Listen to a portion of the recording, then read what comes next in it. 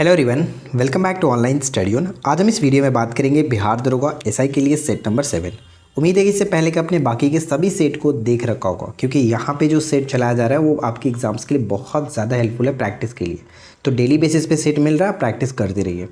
सबसे पहले इस प्रश्न का राइट आंसर आप नीचे कमेंट करके बताइए। बाकी इस वीडियो के साथ एंड तक बने रहिए और 50 में से देखिए आप कितना स्कोर कर पाते हैं। तो चलिए शुरू करते हैं। सबसे पहला प्रश्न ये है कि पूसा सिंधु गंगा एक प्रजाति है। पूसा सिंधु गंगा जो है वो किसकी प्रजाति है? तो अगर आपने सही आंसर यहाँ पे ए को टिक किया है तो बिल्कुल सही आंसर होगा गेहूं की एक नई जो कि एक प्रजाति है पूसा सिंधु गंगा। अब देखिए गेहूं की अगर अन्य किस्मों की बात करें, जैसे कि इम्पोर्टेंट जो होता है राज, याद रखिए राज 3077, राज 3077 होता है। यूपी होता है यूपी 308, यूपी 308 भी इसी के अंतर्गत आता है। कल्याण सोना, याद रखिएगा कल्याण सोना जो है वो भी गेहूं की ही प्रजाति है। और करनाल बंट जो होता है वो गेहूं की एक बीमारी होता है, यानी गेहूं में लगने वाला एक रोग कह सकते हैं, बीमारी कह सकते हैं। तो ये ध्यान रखिएगा, राज 3077, साथ ही साथ यूपी 308, कल्याण सोना, ये सभी गेहूं की प्रजाति है। मतलब किस में। अगला है कि भारत ने विभाजन के दौरान पाकिस्तान के लिए उगाने वाले क्षेत्र का एक बड़ा हिस्सा खो दिया था। कौन सा, किस चीज़ के उगाने वाले क्षेत्र का एक बड़ा हिस्सा खो दिया था भारत ने विभाजन के दौरान? तो यहाँ पे करेक्ट आंसर हमारा बन जाएगा ऑप्शन डी, कपास। कपास बिल्कुल सही आंसर होगा, option D. Question number 3, Bharat के संविधान का पहला संशोधन अधिनियम कब आया था? भारत के संविधान का पहला संशोधन अधिनियम जो वो कब आया था? तो पहला संविधान संशोधन अधिनियम हुआ था कब? 1951 में। 1951 में, जिसके अंतर्गत हम आपको बता दें कि जिसके अंतर्गत 9वीं अनुसूची जोड़ी गई थी, जो कि आप यहाँ पे पढ़ सकते हैं कि भारत के संविधान में पहला संशोधन 1951 में किया गया था। पहले संशोधन ने भारतीय संविधान में 9वीं अनुसूची को जोड़ा था, 9वीं अनुसूची को जोड़ा था। और साथ ही साथ इसने भाषण और अभिव्यक्ति की जो स्वतंत्रता उसको प्रतिबंधित किया था इस संशोधन ने। तो ये ध्यान रहेगा, कई बार पूछा गया और खास करके एसएससी ने इसको बहुत बार पूछा। 1951, ठीक है। अगला प्रश्न, नेक्स्ट वन है कि संस्कृत विद्वान पाणिनि द्वारा लिखित अष्टाध्यायी पर पुस्तक है। अष्टाध्यायी जो है वो किस चीज पर आधारित एक पुस्तक है? संस्कृत विद्वान पाणिनि ने लिखा है अष्टाध्यायी को, और अष्टाध्यायी जो है वो व्याकरण की एक पुस्तक है। संस्कृत का सबसे पहला जो कि व्याकरण जो है यही था अष्टाध्यायी। इसको अष्टक के नाम से भी जाना जाता है, ध्यान रखिएगा। अष्टाध्यायी जो है इसको अष्टक भी कहते हैं, कहीं कहीं अस्तक लिखता है, तो कंफ्यूज नहीं होना, हो सकता है कहीं अस्तक ही दे दे। अगला है कि निम्नलिखित ज्वालामुखियों में से किसे भूमध्य सागर का प्रकाश स्तंभ कहा जाता है? भूमध्य सागर का प्रकाश स्तंभ कहते हैं। देखिए फ्रेंड्स, इस जो सीरीज हमारा ये जो चल रहा है इसमें आपको हर टाइप के क्वेश्चन देखने को मिलेगा। कुछ क्वेश्चन जो होंगे वो बार बार रिपीटेड होते हैं अलग अलग एग्जाम्स में, और कुछ क्वेश्चन जो होते हैं वैसे आपको मिलेगा जो शायद आप पहली बार सुनेंगे। तो अच्छे तरीके से प्रिपरेशन के लिए आप इस सीरीज़ को रेगुलर फॉलो करिए। जो भी सीरीज इसके आएंगी आप उनको कंटिन्यू ज़रूर देखिएगा। भूमध्य सागर का प्रकाश स्तंभ किसे कहते हैं? तो स्ट्राम्बोली को। अब स्ट्राम्बोली जो भूमध्य सागर का प्रकाश स्तंभ है ये एक्चुअली है क्या? तो मैं आपको बता दूं कि इटली के जो सिसिली के उत्तर में, इटली के सिसिली के उत्तर में लिपारी द्वीप पर ये स्थित है, और यहाँ पे एक सक्रिय ज्वालामुखी के रूप में हम जानते हैं स्ट्राम्बोली। तो राइट आंसर हो जाएगा ऑप्शन बी। क्वेश्चन नंबर 6 देखिए, निम्न में से किसकी नियुक्ति राज्य के राज्यपाल नहीं करते हैं? निम्न में से किसकी नियुक्ति राज्यपाल नहीं करते हैं? गेस करिए क्या बनेगा सही आंसर। राज्यपाल नहीं करते हैं, यहाँ पे हम ध्यान रखेंगे मुख्यमंत्री की नियुक्ति राज्यपाल करते हैं। सदस्य राज्य लोक सेवा आयोग के सदस्य जो होते हैं इनकी नियुक्ति भी राज्यपाल ही करते हैं। लेकिन उच्च न्यायालय के जो न्यायाधीश होते हैं इनकी नियुक्ति राष्ट्रपति के द्वारा की जाती है, तो ये पॉइंट गलत है। महाधिवक्ता भी राज्यपाल के द्वारा ही नियुक्ति किया जाता है, जबकि महान्यायवादी राष्ट्रपति के द्वारा। तो यहाँ पे हम सी को टिक करके आगे बढ़ेंगे, ये आपका ऑप्शन सी होगा। अगला है कि लोक नृत्य बोहाग बिहू, जिसे हम लोग रंगोली बिहू या फिर हत बिहू के नाम से भी जानते हैं, ये कहाँ प्रचलित है? तो बिहू हम जानते हैं कि असम के अंतर्गत है, तो ज़्यादा कुछ सोचना नहीं है, असम आप टिक कर सकते हैं, ठीक है। असम बिल्कुल सही आंसर बन जाएगा। अब अगला प्रश्न है कि किसी राज्य के, ध्यान दीजिएगा, किसी राज्य के गवर्नर के संबंध में निम्न में से कौन सा कथन सही होगा? यहाँ पे आपको बताना है कि सही उत्तर का चयन करना है कूट से। तो देखिए पहला चीज़, गवर्नर के संबंध में यानी राज्यपाल की बात करते हैं तो उसे राष्ट्रपति नियुक्त करते हैं, बिल्कुल सही, कि राष्ट्रपति के द्वारा ये नियुक्ति इनकी होती है। राष्ट्रपति की इच्छा अनुसार ये पद पर रहते हैं, ये भी सही है, ये भी सही है।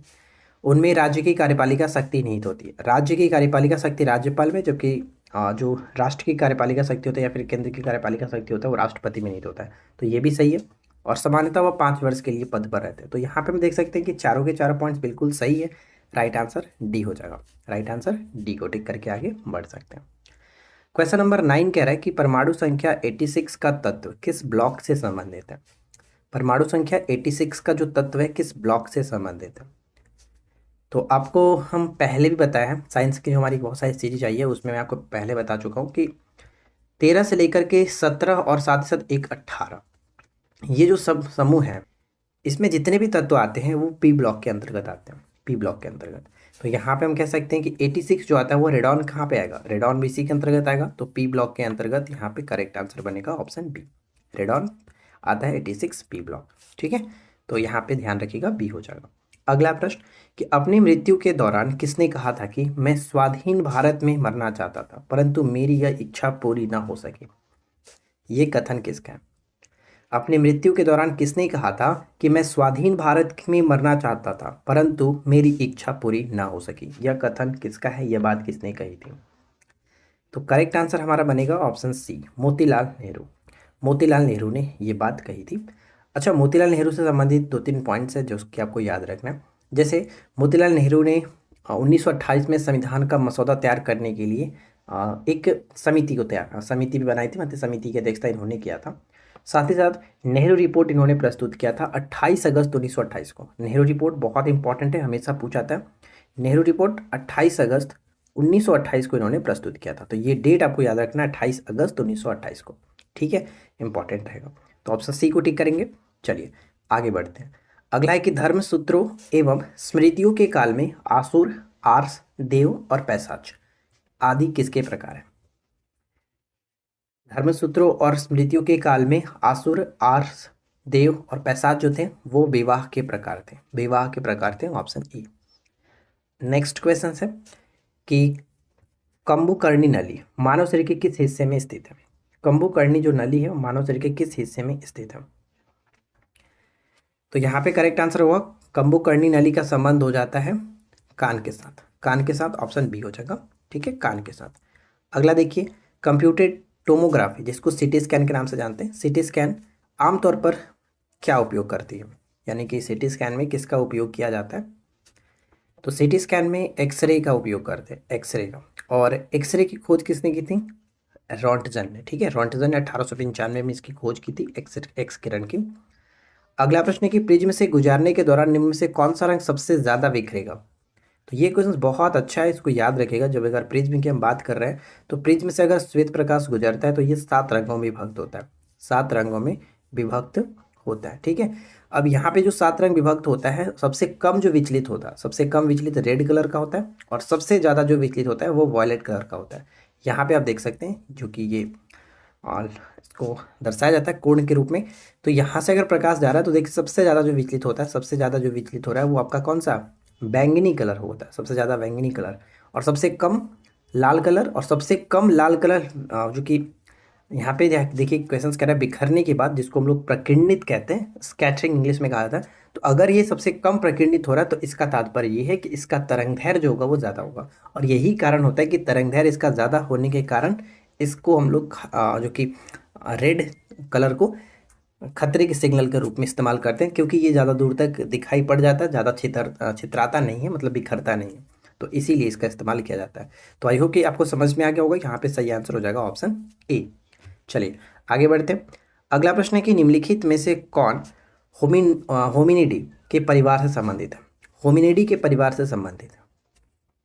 अब होमिनिडी परिवार के अंतर्गत क्या हम देखेंगे, तो यहाँ पे देखिए सही आंसर पहले बात कर लेते हैं, ऑप्शन डी हो जाएगा पुरुष।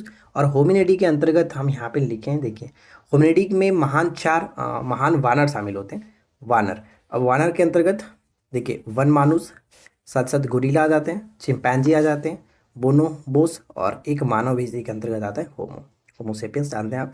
तो ये सब इसके अंतर्गत आता है, होमिनिडी के अंतर्गत ही आते हैं, वन मानुस, गोरिल्ला, चिंपैंजी और मानव। ठीक है, आगे देखते हैं। ऑक्सीजन का परमाणु द्रव्यमान क्या होगा। ऑक्सीजन का परमाणु द्रव्यमान, ऑक्सीजन का एटॉमिक नंबर की हम बात करें, परमाणु संख्या तो 8 होता है। तो जैसे कि हम जानते हैं स्टार्टिंग के जो कुछ लेटर्स हैं, मतलब कि स्टार्टिंग के जो कुछ तत्व हैं, एलिमेंट्स हैं उनका परमाणु द्रव्यमान अगर हम निकालते हैं तो लगभग उनके दुगने के आसपास होता है। तो स्टार्टिंग के दुगने करेंगे तो आप 8 दूनी की 16, यहाँ पे बिल्कुल सही आंसर होगा ऑप्शन सी। ठीक है, सी बिल्कुल सही आंसर बन जाता है। चलिए इसके बाद अगला प्रश्न है कि वर्ष खाली स्थान में भारत के तत्कालीन प्रधानमंत्री इंदिरा गांधी ने हरित क्रांति की शुरुआत करने के लिए गेहूं क्रांति शीर्षक से विशेष डाक टिकट जारी किया था, कब? ये डाक टिकट विशेष रूप से कब जारी किया गया था? तो राइट आंसर बन जाएगा ऑप्शन डी, 1968 में। कब? 1968 में। ठीक है, अब देखिए यहाँ पे बात हरित क्रांति की जा रही थी। तो हरित क्रांति शब्द का प्रयोग सर्वप्रथम विलियम गॉड ने किया था। ये क्वेश्चन भी कई बार पूछा कि हरित क्रांति शब्द जो किसने गढ़ा था, तो विलियम गॉड ने। और हरित क्रांति के जनक के रूप में हम लोग जानते हैं नॉर्मन बोरलॉग को। नॉर्मन बोरलॉग को हरित क्रांति के जनक, जबकि भारत में हरित क्रांति के जनक के रूप में डॉक्टर MS स्वामीनाथन को जाना जाता है। ठीक है, स्वतंत्रता के बाद भारतीय नीति निर्माताओं ने खाद्यान्न में आत्मनिर्भरता प्राप्त करने के लिए सभी उपायों को अपनाया था। और भारत में हरित क्रांति की शुरुआत 1966-67 में मानी जाती है। ये चीज़ याद रखेंगे। अगला है कि जमुनापरी और बीटल किसकी नस्ल है? जमुनापरी और बीटल जो किसकी नस्ल है? प्रीवियस पेपर में अगर हम देखेंगे तो हम जानते हैं कि SI में एक टॉपिक है जो कि पशुओं के नस्ल से संबंधित।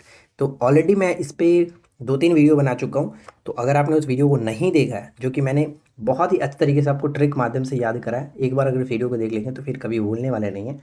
तो आप एक बार ज़रूर देख लीजिएगा अलग अलग पशुओं के नस्ल। ठीक है, तो यहाँ पे जमुनापरी और बीटल जो है किसकी नस्ल है? तो बकरी की नस्ल है। बकरी की नस्ल में सबसे इंपॉर्टेंट जो होता है बरबरी याद रखेंगे, जमुनापरी, बीटल, साथ ही साथ मैं आपको और बताता हूँ, सुरती याद रखिए, सिरोही याद रखिए, ये कुछ इंपॉर्टेंट है। एक और याद आ रहा है उस्मानाबादी। ठीक है, उस्मानाबादी, वो भी याद रखेंगे। अगला है कि शुद्ध जल किस तापमान पर, तापमान में यहाँ पे फ़ारेनहाइट की बात कर रहे हैं, शुद्ध जल किस तापमान में जम जाता है? तो जैसा कि हम जानते हैं कि पानी जो जमता है वो 0 डिग्री सेल्सियस पर, और 0 डिग्री जो सेल्सियस होता है, जिससे कि यहाँ पे 0 डिग्री सेल्सियस जो होता है वो 100 डिग्री सेल्सियस यहाँ पे टॉप लेवल पे होता है। ठीक है, लेकिन उसी तरह से अगर हम फ़ारेनहाइट टेम्परेचर में बात करें तो 0 डिग्री जो होता है वो 32 डिग्री के बराबर होता है, 32 डिग्री फ़ारेनहाइट, और यहाँ पे 212 डिग्री फ़ारेनहाइट। तो अब यहाँ पे अगर हम पूछा जा रहा है कि जमता है तो 0 डिग्री सेल्सियस पर जमता था, तो 32 डिग्री फ़ारेनहाइट पे जमेगा। यहाँ पे ऑप्शन हमारा ए हो जाएगा। और यही क्वेश्चन पूछ जाता है कि शुद्ध जल किस तापमान फ़ारेनहाइट पर जो कि उबलता है, तो यहाँ पे फिर 212 पर टिक करते। तो जो भी क्वेश्चन पूछा है उसके अकॉर्डिंग आप राइट आंसर गेस करिए, ऑप्शन ए हो जाएगा। निम्नलिखित में से किसको चाल्कोलिथिक युग भी कहा जाता है? किसको चाल्कोलिथिक युग के नाम से भी जानते हैं? तो चाल्कोलिथिक युग यहाँ पे करेक्ट होगा ऑप्शन बी, ताम्र पाषाण युग। ठीक है, ताम्र पाषाण युग। अब यहाँ पे समझ लेते हैं कि ताम्र पाषाण युग क्या था, चाल्कोलिथिक पीरियड क्या था। यहाँ पे देखिए ताम्र पाषाण युग या फिर ताम्र पाषाण संस्कृति का आरंभ नव पाषाण युग के बाद हुआ था। ये ध्यान रखिएगा, ये आप थोड़ा सा गेस करने में जो कि सहूलियत होगी। याद रखेंगे कि नव पाषाण युग के बाद ही आया था आपका ताम्र पाषाण युग। ताम्र पाषाण युग या फिर ताम्र पाषाण संस्कृति में उपकरण, औजार और हथियार के निर्माण में पत्थर के साथ साथ तांबे का भी प्रयोग किया जाने लगा। इस वजह से इसको ताम्र कहा जाता है। ताम्र मतलब तांबा और पाषाण मतलब कि पत्थर, दोनों का भी प्रयोग होने लगा, इसलिए यहाँ पे हम लोग इसको ताम्र पाषाण युग के नाम से जानते हैं। ठीक है, एक चीज़ यहाँ पे ध्यान रहेगा, जो नव पाषाण युग है, नव पाषाण युग के अंतर्गत क्या क्या चीज़ें खोजी गई थी? तो नव पाषाण के अंतर्गत कृषि और पहिए का जो आविष्कार हुआ था इसी के अंतर्गत हुआ था। साथ साथ एक चीज़ और याद रखिएगा, जो पूरा पाषाण काल की बात करते तो उसमें आग का आविष्कार पूरा पाषाण काल में हुआ था। ये सब क्वेश्चंस कई बार पूछे जाते हैं, तो इनको याद रखना है। चलिए इसके बाद अगला प्रश्न है कि अपक्षय का विचार संबंधित है किससे? अपक्षय, अपक्षय का विचार संबंधित है, तो जिसको हम लोग इंग्लिश में वेदरिंग शायद कहते हैं, वेदरिंग। तो अपक्षय जो होता है एक प्राकृतिक क्रिया है जो चट्टानों को सूक्ष्म कणों में विभक्त करता है। ठीक है, तो यहाँ पे करेक्ट होगा ऑप्शन सी। अगला है कि निम्नलिखित में से कौन मिसेज फनीबोन्स है, मिसेज फनीबोन्स पुस्तक के लेखक है? निम्नलिखित में से कौन मिसेज फनीबोन्स पुस्तक के लेखक है? फनीबोन्स पुस्तक के लेखक कौन है? तो ट्विंकल खन्ना यहाँ पे करेक्ट होगा, ऑप्शन सी, ट्विंकल खन्ना। ठीक है, आगे देखते हैं। अगला है कि भारत की 2011 की जनगणना के अनुसार निम्नलिखित में से किस राज्य का जनसंख्या घनत्व 17 व्यक्ति प्रति वर्ग किलोमीटर है? यानी सभी राज्यों में सबसे कम जो जनसंख्या घनत्व है वो इसी का है, 17 व्यक्ति प्रति वर्ग किलोमीटर। तो Arunachal Pradesh is the right answer, option C. अब यहाँ से देखिए कई सारे क्वेश्चंस बनते हैं जो कि मैंने यहाँ पे लिख रखा है, एक एक करके समझ लेते हैं। जनसंख्या घनत्व एक्चुअली होता है क्या? जनसंख्या घनत्व प्रति इकाई क्षेत्रफल या फिर असाधारण रूप से इकाई मात्रा में जनसंख्या का माप होता है, मतलब कि 1 किलोमीटर के अंतर्गत जितने व्यक्ति रहते हैं उसी को जनसंख्या घनत्व कहा जाता है। प्रति एक प्रति 1 किलोमीटर स्क्वायर जो हम कह सकते हैं प्रति इकाई क्षेत्रफल। अब राज्य द्वारा जनसंख्या घनत्व की बात करें तो व्यक्ति प्रति वर्ग किलोमीटर के अंतर्गत सबसे उच्चतम, देखिए उच्चतम में 5 राज्य यहाँ पे टॉप पर है। सबसे ज़्यादा जो जनसंख्या घनत्व किस राज्य का, बिहार का 1106 व्यक्ति प्रति वर्ग किलोमीटर में रहते हैं। पश्चिम बंगाल सेकेंड रैंक पे 1028, केरल थर्ड रैंक पे 859, उत्तर प्रदेश चौथे नंबर पे 828 के साथ, और लास्ट में 5 नंबर पे हम रखेंगे हरियाणा 573। ये राज्यों के क्रम हो गए जो कि उच्चतम के रूप में। अगर निम्नतम की बात करें तो निम्नतम में यहाँ पे देख सकते हैं कि निम्नतम में सबसे कम जो है वो अरुणाचल प्रदेश का 17, उसके बाद मिजोरम का 52 और सिक्किम का 86। तो ये 3 आपके हो गए निम्नतम के अंतर्गत, तो ध्यान रखना। अरुणाचल प्रदेश, मिजोरम में 52, सिक्किम में 86। अब ये तो हो गए राज्य के संदर्भ में, लेकिन केंद्र शासित प्रदेशों की जनसंख्या घनत्व की बात करें तो यहाँ पे सबसे कम अंडमान निकोबार द्वीप समूह का जनसंख्या घनत्व है कितना, 46। और वहीं सबसे अधिक जो है वो दिल्ली में सबसे अधिक जनसंख्या घनत्व 11,297 प्रति वर्ग किलोमीटर है, जो कि आप देख सकते हैं कितना भीड़ भाड़ है दिल्ली में। तो यहाँ पे जो भी क्वेश्चंस बताए गए इनको अब याद रखें, हो सकता है कि क्वेश्चंस घुमा करके भी पूछा जाए, या फिर हम आने वाले जो भी सीरीज होंगी, जो भी क्वेश्चंस हमारा बनेगा उसमें इस टाइप के क्वेश्चन मैं इंक्लूड करूँगा, तो आपको अच्छे से याद होना चाहिए। लिथियम निम्नलिखित में से बताइए कि नाभिक में कितने प्रोटॉन होते हैं, यानी कि लिथियम के नाभिक में कितने प्रोटॉन होते हैं। तो केंद्र में हम जानते हैं कि प्रोटॉन और न्यूट्रॉन होते हैं, जबकि बाहर की ओर चक्रण कौन करता है, इलेक्ट्रॉन करता है। और लिथियम की अगर हम बात करें तो लिथियम में क्या कितने नंबर पे आता है, इसका एटॉमिक नंबर 3 होता है, और परमाणु क्रमांक प्रोटॉन की संख्या लगभग बराबर होती है, तो यहाँ पे 3 हो जाएगा, ऑप्शन डी। ठीक है, 3 बिल्कुल करेक्ट होगा। अगला है कि दिल्ली सल्तनत के प्रशासन के संदर्भ में निम्नलिखित में से कौन सा पत्राचार विभाग था, पत्राचार विभाग था। दिल्ली सल्तनत में जो भी विभाग थे वो बहुत ज़्यादा महत्वपूर्ण है, इनको याद रखिएगा क्योंकि हमेशा क्वेश्चन देखने को मिलता रहता है चाहे कोई भी एग्जाम्स हो। तो देखें, दीवाने अर्ज तो सैन्य विभाग था, खैरात की जो बात करें तो ये दान विभाग कह सकते हैं, रियासत यहाँ पे नहीं होगा, इंसा जो है वो आपका सही होगा, ऑप्शन डी इंसा पत्रकार विभाग था। अब यहाँ पे हम देख लीजिए, समझ लेते हैं सब कुछ।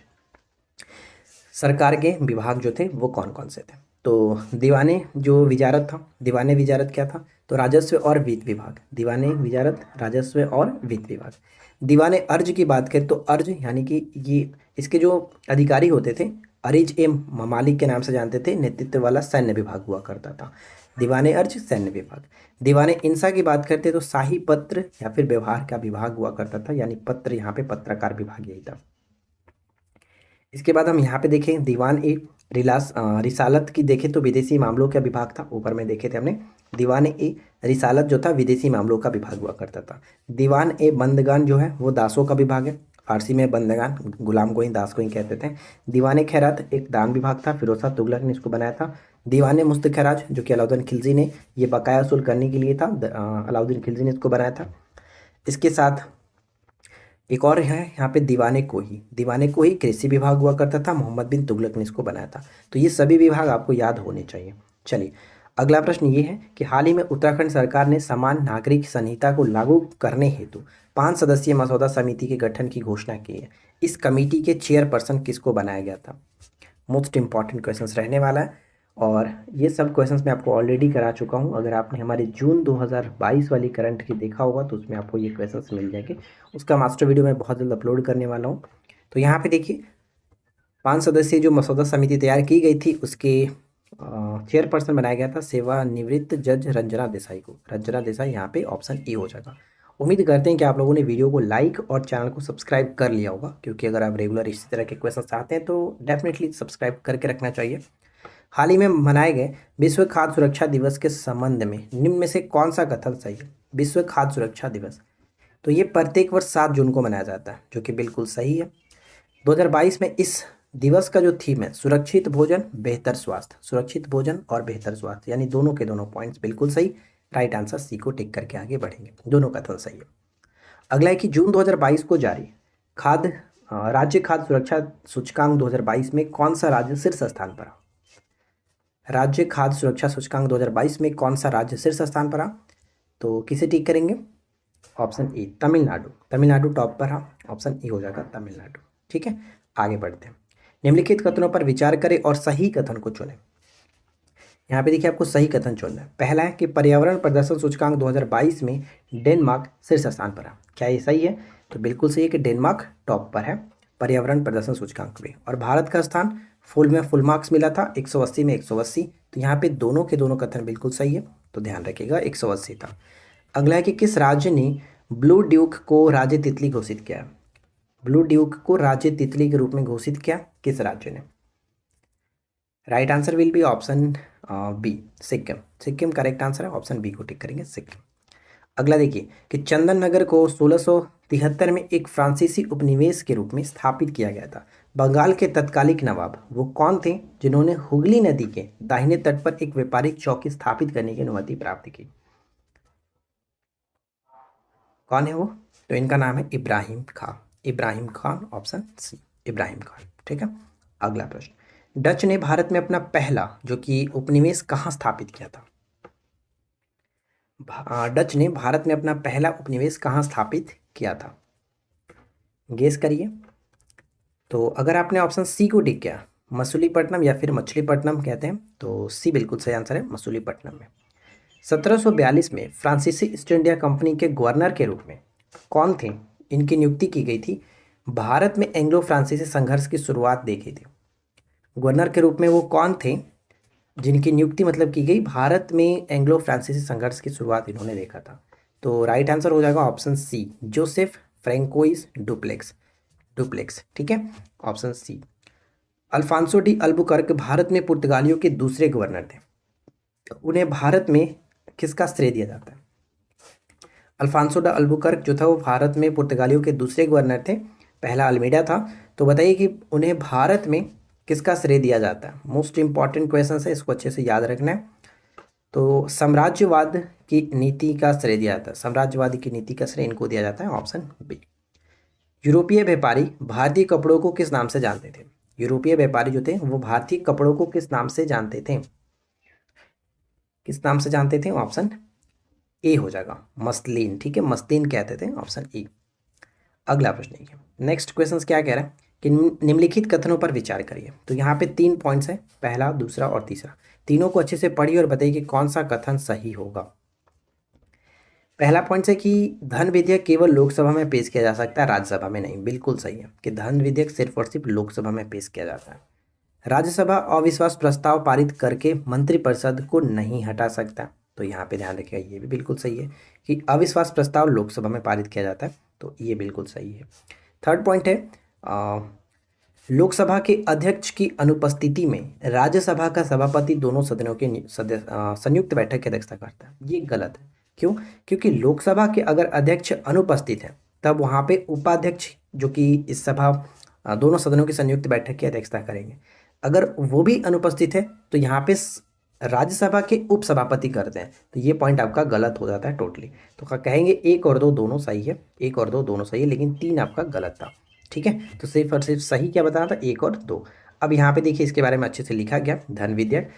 ऐसे विधेयक जिनमें सरकार के खर्चों से संबंधित प्रावधान होते हैं उन्हें धन विधेयक मनी बिल कहा जाता है। धन विधेयक उल्लेख भारतीय संविधान के अनुच्छेद 110 में किया गया।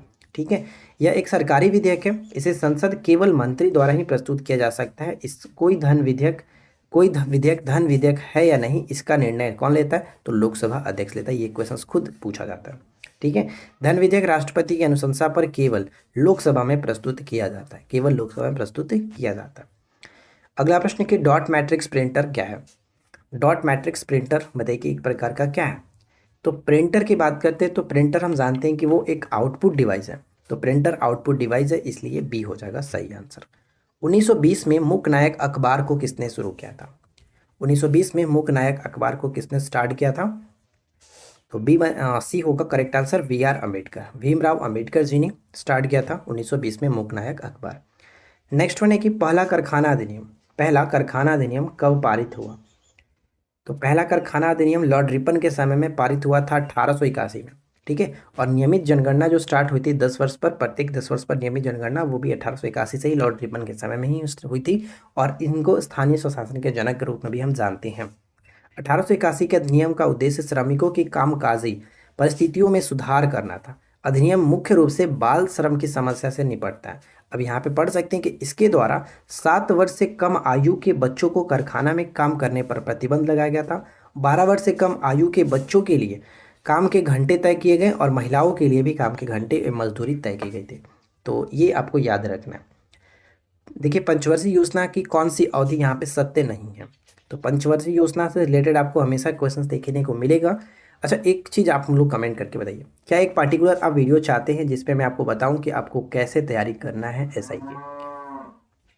एसआई की प्रिपरेशन आपको कैसे करनी है। आप बताइए कि क्या आप लोग इस पर एक पार्टिकुलर वीडियो चाहते हैं, तो मैं आप लोगों को बना दूंगा और बता दूंगा कि कैसे आपको प्रिपरेशन करना है डेली, यानी डेली रूटीन क्या होना चाहिए आपको एसआई के लिए। तो आप लोग थोड़ा कमेंट करके बताइएगा, देखते हैं कितने लोगों का कमेंट आता है कि इसके रिगार्डिंग कि हाँ आप लोग एक डेडिकेटेड वीडियो चाहते हैं। तो देखिए, पंचवर्षीय योजना की कौन सी अवधि सत्य नहीं है। तो प्रथम पंचवर्षीय योजना 51 से 56 था, द्वितीय 56 से 61 था, तृतीय 61 से 66, लेकिन चौथी यहाँ पे गलत होगा क्योंकि 66 में हम जानते हैं कि जो अकाल आया 1966, यहाँ पे 1966 में 1966 से लेकर के 1969 तक, यार मैं 1600 क्यों लिख दे रहा हूँ, 1969 तक 3 साल जो कि वार्षिक योजना चली थी। तो यहाँ पे योजना अवकाश के रूप में हम जानते हैं। उसके बाद 69 से लेकर के 74 तक, 69 से 74 तक हमारी चौथी पंचवर्षीय योजना थी। तो ये पॉइंट आपका गलत हो जाता है। चौथी पंचवर्षीय योजना का समय 1969 से 74 तक होगा। ठीक है, तो यहाँ पे हम डी को टिक करके आगे बढ़ेंगे, ये सही नहीं है। अगला प्रश्न, निम्नलिखित कथनों पर विचार करिए। 2 पॉइंट्स है, दोनों को अच्छे से पढ़िए और बताइए कौन सा सही होगा, संबंधित है, बताइए। तो पहला है कि ब्रह्मांड वर्ष सूर्य की परिक्रमा से संबंधित है। क्या ये सही है? जो कि बिल्कुल सही है कि ब्रह्मांड वर्ष होता है वो सूर्य की परिक्रमा से संबंधित है। सूर्य को अपने अक्ष पर एक घूर्णन करने में मध्य भाग को 25 दिन जबकि ध्रुवीय भाग को 30 दिन का समय लगता है। ये क्वेश्चन आपका IAS में पूछा गया, यानी यूपीएससी का सवाल है। तो थोड़ा सा आप इसको इस टाइप के क्वेश्चन को भी ब्रह्मांड से संबंधित जो है चैप्टर उसको अच्छे से पढ़ लीजिएगा।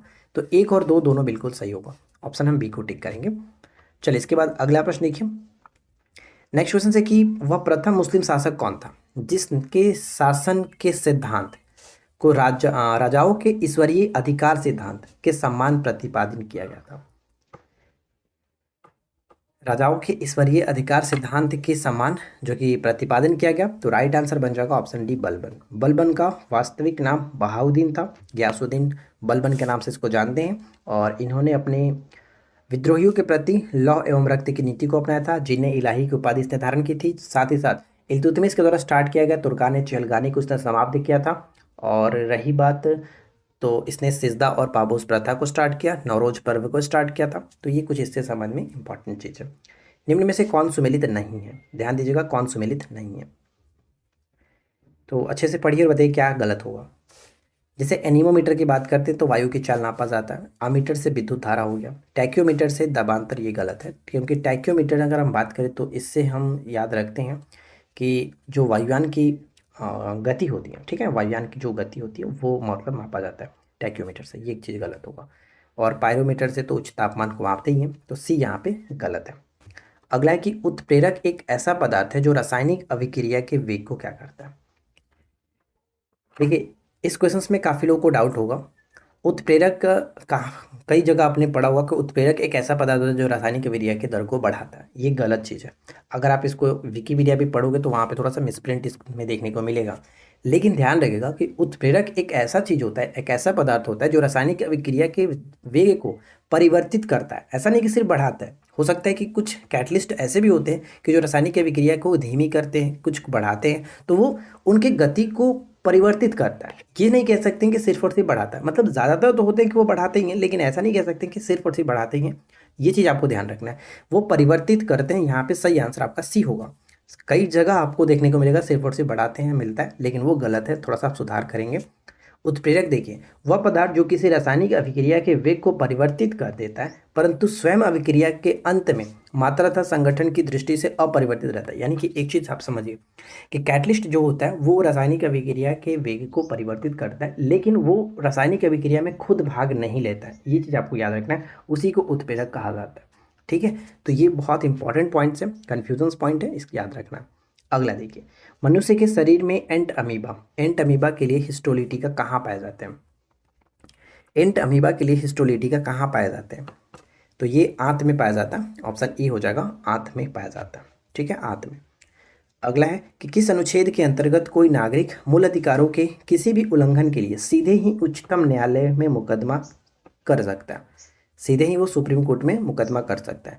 तो हम यहाँ पे देखिए मूल अधिकारों के संदर्भ में दो प्रकार के रीट जारी होता है, एक तो आपका उच्चतम न्यायालय करता है, यानी एक हाई कोर्ट भी रीट जारी करता है और एक सुप्रीम कोर्ट भी जारी करता है। जो हाई कोर्ट जारी करता है वो हाई कोर्ट के अंतर्गत 226 आर्टिकल है, जबकि सुप्रीम कोर्ट के अंतर्गत 32 होता है। तो 32 यहाँ पे ऑप्शन डी पे जा सकते हैं, ऑप्शन डी हो जाएगा।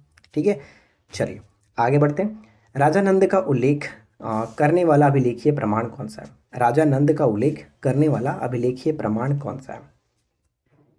तो यहाँ पे हमारा करेक्ट आंसर बन जाएगा जो कि ऑप्शन ए को टिक करेंगे, खारवेल का हाथी गुम्फा जो अभिलेख है, इससे राजा नंद के बारे में हमें अभिलेख प्रमाण मिल जाता है। मनुष्य के आंत में रहने वाला एक कोशिकीय आरोग्यजनक परजीवी प्रोटोजोआ है कौन सा? आंत में रहने वाला प्रोटोजोआ कौन सा? अभी जस्ट हमने ऊपर में देखा था हिस्टोलेटिका, हिस्टोलेटिका यही आपका ऑप्शन बी, हिस्टोलेटिका। नेक्स्ट होने की निम्नलिखित में से कौन से कारक महासागरीय धाराओं को प्रभावित करते हैं? महासागरीय धाराओं को प्रभावित करते हैं।